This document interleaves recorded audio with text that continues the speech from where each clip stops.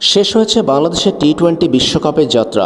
Super 8-এ একে একে 3 ম্যাচের 3টাতেই অস্ট্রেলিয়া, ভারত এবং আফগানিস্তানের কাছে হেরে টুর্নামেন্ট থেকে ছিটকে পড়েছে বাংলাদেশ।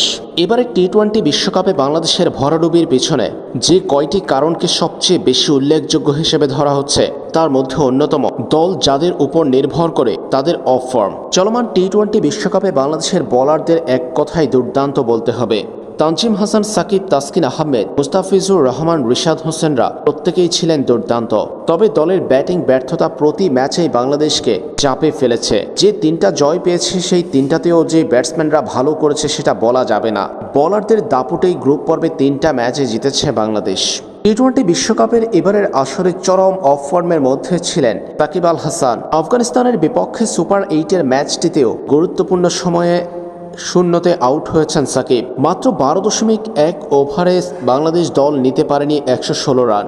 এর থেকেও হতাশা দেশের ক্রিকেটে আর কি হতে পারে।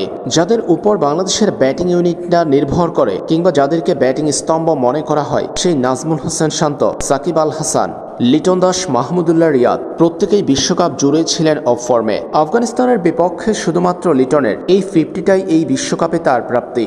ব্যাটসম্যানদের চরম ব্যর্থতা এবারের বিশ্বকাপে বাংলাদেশের ভরাডুবির অন্যতম কারণ।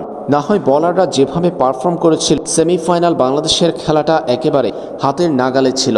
শুধু ব্যাটসম্যানদের ব্যর্থতাই যে বাংলাদেশকে বিশ্বকাপে ডুবিয়েছে সেটা বলা যাচ্ছে না, কারণ মাঝে মধ্যে বেশ কয়েকটি ম্যাচে বিতর্কিত সব সিদ্ধান্ত নিয়েছেন চন্ডিকা হাথুরুসিংহে ও অধিনায়ক নাজমুল হোসেন শান্তর সিদ্ধান্তে ভারতের বিপক্ষে টসে জিতে ফিল্ডিং এবং দলে পরিবর্তন এনে তাসকিন আহমেদের জায়গায় শেখ মেহেদীকে অন্তর্ভুক্ত করা হয়েছিল। এই সমস্ত ছোটখাটো পরিবর্তন বাংলাদেশের পুরো বিশ্বকাপ জুড়ে দলের উপর ব্যাপক প্রভাব ফেলেছে। সব মিলিয়ে বিশ্বকাপে এই ভরাডুবি টাইগারদের।